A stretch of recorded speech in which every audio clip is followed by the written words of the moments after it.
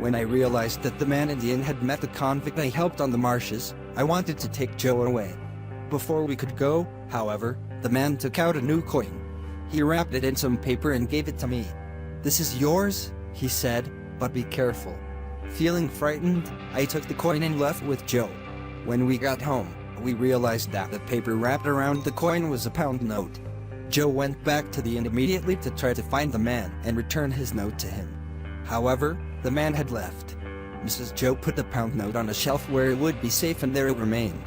On my next visit to Miss Havisham's house, Estella took me into a gloomy room where 3 ladies and a gentleman were waiting. They were Miss Havisham's relatives, Sarah, Georgiana, Camilla and Raymond Pocket, and they had also come to see her that day. A bell rang far away. Miss Havisham was ready to see me. Holding up her candle, Estella led me through the dark house. "Well, boy, am I pretty?" "Yes, you are very pretty." "Why don't you cry?" "I'll never cry again." Just then, we met a large, dark-haired man on the stairs. "Ah, you are a neighbor, I think?" "Yes, sir. Why are you here, boy?" Miss Havisham asked for me. "Well, behave yourself. This is not a place for children to play." I thought that he might be a doctor, and I continued walking up the stairs. I soon found myself in Miss Havisham's room again. Everything was the same as before. "So, are you ready to play?" "I don't think I am, madam." "Well, do you want to work then?" I said that I did, and she told me to wait for her in the dining room opposite. When I entered the dark room, I could see a long table laid with a tablecloth and plates, prepared for a wedding celebration, but now it was dusty and covered with spiders' webs. The room looked like it had been exactly the same for many years. There were spiders and mice everywhere. I was looking around the room and watching the spiders when Miss Havisham came quietly into the room behind me. "What do you think that is?" "It's a cake, Pip. A wedding cake. Mine.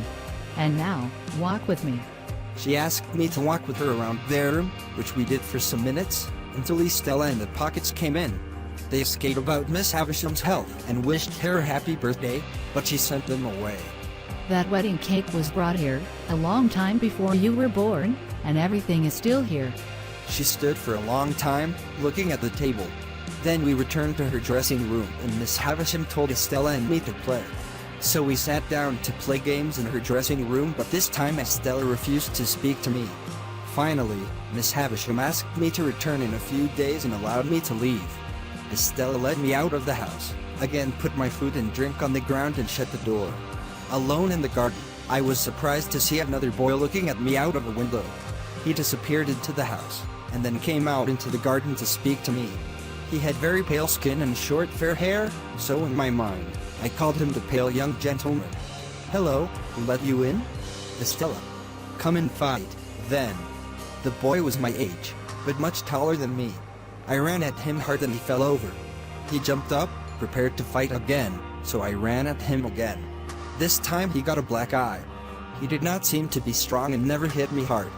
The fight continued for several minutes until the boy was on his knees, saying, "You have won."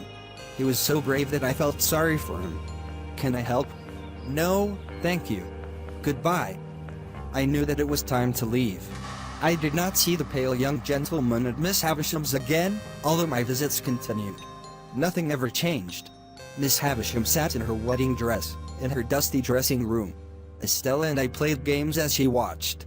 And Miss Havisham asked if I thought Estella was pretty. I always said yes, and Miss Havisham seemed happy with this answer. Mrs. Joe and Uncle Pumblecook had been talking about the same thing ever since I had started to visit Miss Havisham. They were sure that she wanted to give me all her money, and they wanted my visits to continue. "What will you be when you grow up, Pip?" "I am going to become Joe's apprentice and learn to be a blacksmith." "Then tell Joe to come here at once." When Joe came with me on my next visit, Miss Havisham gave him a large bag of money. "Pip will become your apprentice now. He is a good boy and this is his reward. The money is to pay for his apprenticeship. But that's your lot. This is all you will get from me, Mr. Gargry." "Shall I visit you again, Miss Havisham?" "No, Joe is your boss now. Estella, show them out." And so my apprenticeship with Joe began. But I had changed. I no longer wanted to be a blacksmith. Now, I was ashamed of my home and my family. Estella was often in my thoughts, although I did not see her anymore. I was sure that she did not like my position in life, so I continued my education and worked hard. This was largely thanks to Biddy, who gave me lessons and taught me as much as she knew. Although she was older than me, Biddy was my friend. About a year after my apprenticeship with Joe had begun, I asked Joe for an afternoon's holiday, so that I could visit Miss Havisham and thank her for helping me. When Orlick, Joe's workman, heard that I was going, he was very angry. He did not think it was right that I should have an afternoon's holiday, while he could not have one too. I did not like Orlick. He was large and slow, and he often tried to make my life difficult at work. An argument began between Orlick and Mrs. Joe, who wanted me to see Miss Havisham again. In the end, Joe had to stop them. But there was something strange about Orlick, but I could not put my finger on what it was.